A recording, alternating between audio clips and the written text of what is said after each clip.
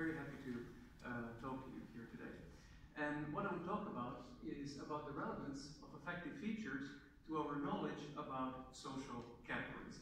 More precisely, I will talk to you about the importance of some of the areas in the brain that are able to process the valence of specific words to our knowledge of these words. More precisely, the words we use to label different group of people as. So, to give you an example, if I give you to read the word homeless, immediately, when you access the knowledge you have about this word, you will immediately think about the picture of the homeless individual that you have in your head, like your prototypical homeless person. But at the same time, when you access the knowledge of this word, you will automatically be able to tell whether this word has a positive or a negative connotation to it. In this case, I think you will agree, it will be quite a negative one.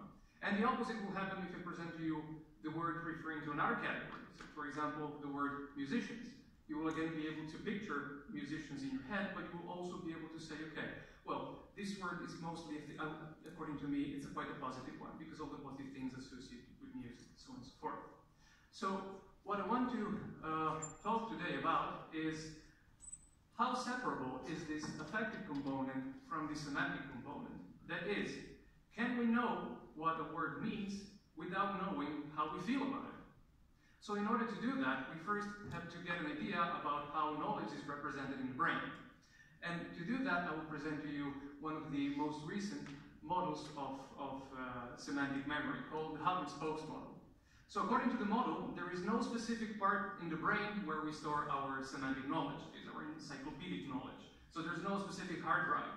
But rather, when we create a representation of something, different bits of information are sampled from different parts of the brain, and they're put together in a sort of assembly factory, which is supposedly located in the anterior temporal lobe. So what differentiates these different bits of information, it's a qualitative property. And it's based on the area where it's drawn from. And these areas are different based on the modality they process. So these modalities could be either related to processing of visual properties, that is like color or like motion, could be related to the processing of the function of an object, or also to how an object is used, praxis, and also, as I will show you later, to their valence, that is how it makes us feel internally, which is not related to some property of the object, but rather how we feel about it. And interestingly enough, different types of categories of knowledge rely to a different extent to different kind of modalities. And as absurd as it may sound, when a patient presents damage in one of these modalities, the specific category of knowledge that relies mostly on that modality is lost. So what emerged from lots of neuropsychological studies is an initial distinction between objects and the categories of animals and plants. So what has been found is if an area that is mostly associated with processing of function and praxis is damaged, these patients are unable to recognize or categorize objects. Like, for example, let's say, I have this pointer here. I do not care that much about how it makes me feel or how it moves. What is important to me in order to know what it means, what a pointer represents, well, it's how it's used and how I use it for.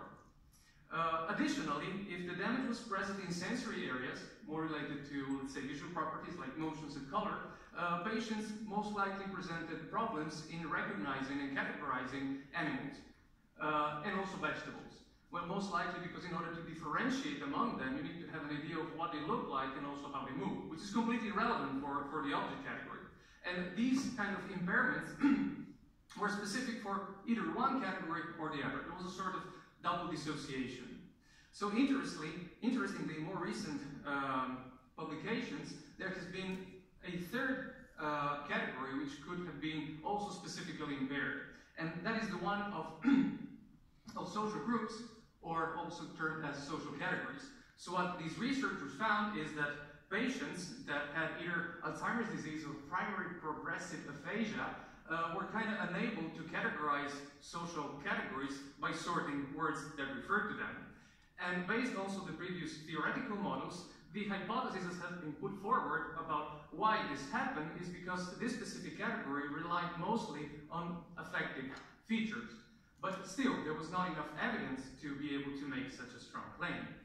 But this evidence came later in further studies, and what has been found by one of my collaborators and other colleagues is that patients with represented lateralized and frontal lesions, these patients had like tumors, had difficulties in naming pictures of social groups. So they were presented with pictures as the ones you have seen before, and they were kind of unable to tell, well, this is like a person, but they weren't able to say which kind of group they belonged to. But they were perfectly capable to name objects or to name also animals and plants. So it was kind of specific.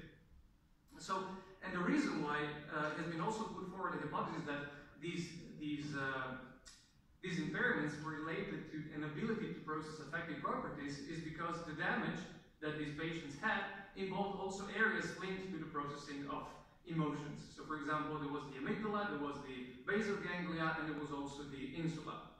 But additionally, they went a step further and they tried to find out if there was a commonly lesioned area that correlated somehow with this kind of deficit in naming social groups. And what they found is that, well, there was indeed an area, and this was the left inferior frontal gyrus. It's more like a sub-region of it called the pars opercularis. Or if you want, in Brodmann area terms, it should be Brodmann area 44. So what they found is that the more damage was present in the area, the harder it was for these patients to be able to name these social categories. But still, this is just at the level of correlation.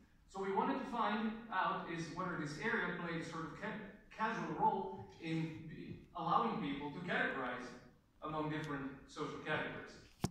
But first we want to find a sort of link. Well, how does this area link also to affective properties? So there are several studies that show that apart from it having a great connectivity with other areas, like the insula, the area has been also found to be linked to the ability to empathize with other individuals and also to reaction to emotional phases. But additionally, when it comes to specific words, fMRI studies on healthy patients have found that when healthy subjects, not patients, have found that when these were shown words that were either labeled as positive or negative, that had negative or positive connotation, there was a greater activity for negative words in respect to positive words in the left inferior frontal gyrus, in this specific area. So we thought, well, if this area plays an important role for the ability to categorize social groups or social categories, what would happen if we went to stimulate it using transcranial magnetic stimulation? And even though most of you will be familiar, in brief, what is done through this technique is that through a coil through which electricity passes, a magnetic impulse is sent to a specific area of the brain. And we try, indeed, to send it to the left inferior frontal gyrus. So when participants received the stimulation, they were asked to perform a semantic priming task in which they had to categorize words. So what they saw is, first of all, there was a prime, but there were just two of them. One prime was either the word people, and the other one was the word objects. And after that, they had to categorize the second word based on whether it belonged to a living category or a non-living category. And the words either belonged to social categories, like in this example, writers, or to objects, trophies.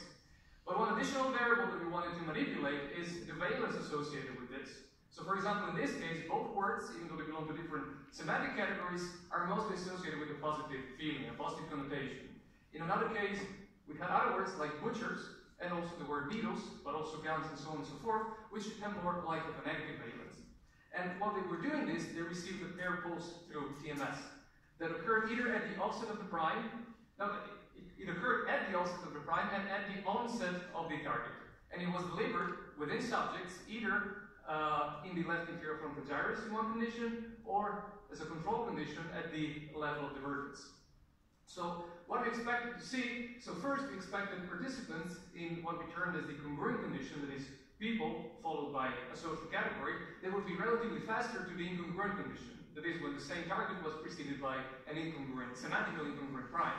So when we stimulated the left inferior frontal gyrus, if indeed it was related to negative words, if there's a sort of relationship between these and social categories, we expected the stimulation also to make the categorization of butchers as fast as if a prime was present. So what we found is the following. So in the control condition, the one that stimulated the vertex, we found the classic semantic priming effect, that is, people were slower responding to incongruent trials compared to congruent trials, in the case of social categories, negative valence. But when we wanted to stimulate the left inferior frontal gyrus, well, the picture was kind of different. So there was no semantic priming effect. And it was also indicated by a significant interaction between congruence and site of stimulation. Meaning that the difference was indeed present in the level of the vertex, and it was absent at the level of the left inferior frontal gyrus. And this lack of a priming effect, rather than being due to people being slower in congruent trials, it was indeed because they were faster in the incongruent ones. So that is, when the prime was not related to people, when they got the stimulation, it was as if they saw something that was related to them, activated the sort of representation. And this was specific for negative social categories. There was no effect for the negative objects, there was no effect for the positive social categories, and also no interaction for the negative social categories. So from these results, what we concluded, the first conclusions, is that, well, indeed the left inferior frontal gyrus helps activating the semantic representations for social categories, as shown by this increase in speed for incongruent trials. Additionally, we argue that indeed there is a sort of relevance of these affective properties when categorizing social groups, and that additionally we found a sort of split between positive properties and also negative properties that may indicate that instead of having a sort of continuum between positive and negative, the two types of valence may be also processed by independent brain areas. However, there are still some limitations to these conclusions that need to be further tested. So the first one, for example, at the beginning I show you a difference between three categories. So here we have objects and social categories, but we are still missing the animals and plants category. So could affective features be also as relevant for being able to categorize animals and plants?